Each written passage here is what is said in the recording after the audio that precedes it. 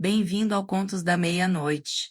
Aqui é a Fran. A partir de agora, o medo não pede licença. Apague as luzes, coloque os fones, feche os olhos e não olhe para trás. A história já começou. Antes de começar nosso relato, deixe aqui nos comentários de onde você está nos ouvindo. O mar devolveu o menino numa manhã de julho, 3 anos e 4 meses depois de tê-lo levado. Geraldo Bonfim estava na praia antes do amanhecer, como havia estado todos os dias nos últimos 3 anos e 4 meses, com a rede dobrada no ombro e os olhos no horizonte que havia engolido o filho. Era um ritual que ele não havia verbalizado para ninguém, não para a mulher, que havia ido embora 2 anos antes porque o luto de Geraldo havia ocupado todo o espaço entre eles, não para os outros pescadores que o cumprimentavam com o cuidado específico que as pessoas reservam para os que carregam um peso público e permanente. Geraldo ia à praia, olhava o mar, pescava ou não pescava, voltava. Naquela manhã de julho, com a lua ainda alta e a maré baixa expondo a faixa de areia úmida em que as caranguejas abriam seus buracos, ele viu a figura que vinha pelo mar. A princípio achou que era um sobrevivente de naufrágio. Havia um navio cargueiro fundeado a alguns quilômetros que havia dado problema mecânico 2 dias antes. Mas a figura não vinha nadando. Vinha andando pela linha d'água, com a água nos tornozelos, como quem caminha pela beira da praia. E quando a figura chegou perto o suficiente para que a lua iluminasse o rosto, Geraldo Bonfim largou a rede no chão e ficou absolutamente imóvel. Era Mateus. Tinha 8 anos quando afogou. Continuava com 8 anos. Geraldo não gritou. Não correu.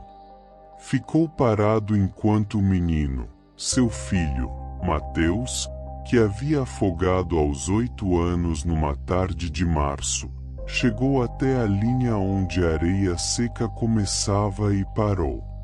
Eles se olharam. O menino tinha os olhos abertos com uma calma que não era a calma de uma criança de 8 anos. Era mais antiga, mais distante, como se os olhos de Mateus houvessem visto coisas do outro lado que haviam mudado permanentemente o que eles sabiam e o que esperavam encontrar. Estava molhado. Claro que estava, havia saído do mar. Usava a mesma camiseta do dia em que afogou. Geraldo reconheceu com uma pontada no peito que era tanto dor quanto memória. Azul desbotado, com um tubarão estampado no peito que Mateus havia escolhido ele mesmo numa loja de Maceió numa viagem de férias. A camiseta estava intacta. 3 anos e 4 meses no fundo do mar e a camiseta estava intacta. Pai, disse o menino. A voz era a voz de Mateus. Geraldo havia passado 3 anos ouvindo a voz do filho nos sonhos, em gravações antigas do celular, na memória que às vezes reproduzia com uma fidelidade torturante. Era a voz certa, a entonação certa, mas havia algo nela, um eco que não deveria estar lá, como se a voz viesse de um lugar ligeiramente mais fundo do que a garganta de uma criança. Mateus, disse Geraldo. Não soube o que mais dizer.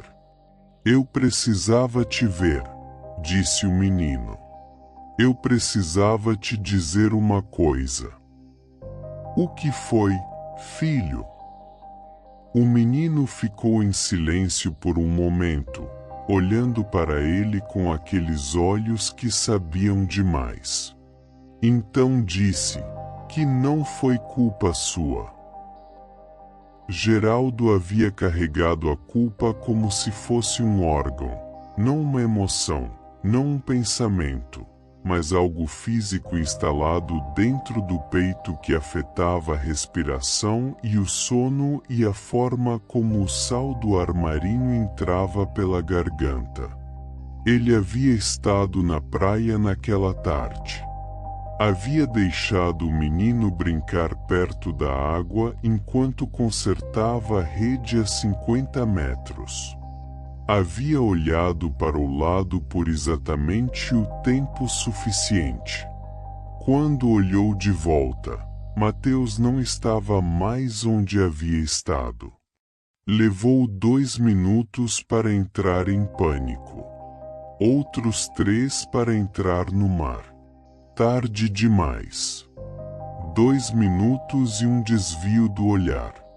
Ele havia passado 3 anos calculando os 2 minutos de todas as formas possíveis, como os poderia ter evitado, o que os havia causado, quantas variações do mesmo dia eram imagináveis em que não fossem 2 minutos mais 1, ou 30 segundos, ou nada. Havia ficado acordado às 3 da manhã incontáveis vezes refazendo os cálculos sem chegar a nenhuma conclusão que aliviasse. E agora o filho estava na frente dele, ou que havia do filho, ou que o mar havia guardado do filho e decidido devolver, dizendo que não havia sido culpa sua. Como você sabe? Disse Geraldo. E a pergunta saiu com mais crueza do que ele havia pretendido, não hostil, mas desesperada, a pergunta de um homem que havia tentado de todos os outros modos e não havia conseguido. Porque eu vi tudo de lá de dentro, disse Mateus. Eu vi o que aconteceu. Eu vi você me procurar. Pausa. Eu sei que você fez tudo o que dava para fazer. Geraldo sentou na areia. Não foi uma decisão, foram os joelhos que cederam.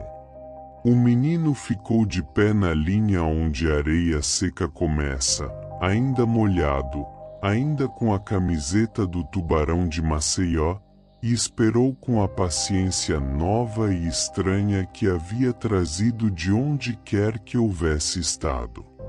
Você vai voltar, disse Geraldo. Não posso, disse Mateus. Eu vim porque precisava te dizer. Agora que te disse, eu preciso voltar. Para onde? O menino olhou para o mar. Não apontou, não descreveu, apenas olhou, e no olhar havia algo que Geraldo não quis examinar de perto, não por medo do que havia lá, mas por medo de querer demais ir para o mesmo lugar. Eles ficaram por mais 1 hora. Geraldo não conseguiu medir o tempo. Havia perdido a capacidade de medir tempo normalmente naquela manhã. O menino sentou ao lado dele na areia e eles conversaram. Sobre coisas pequenas primeiro, a rede, a pescaria, o barco que precisava de conserto, os outros pescadores que o menino lembrava pelos nomes. Depois sobre coisas maiores. A mãe, que o menino perguntou com uma serenidade que doía, e Geraldo explicou o que havia acontecido com ela do modo mais honesto que conseguiu. Depois sobre coisas que Geraldo não havia esperado, o menino perguntando se o pai havia encontrado alguém, se havia sido feliz em algum momento nos últimos anos, se havia pescado bem. Geraldo respondeu honestamente.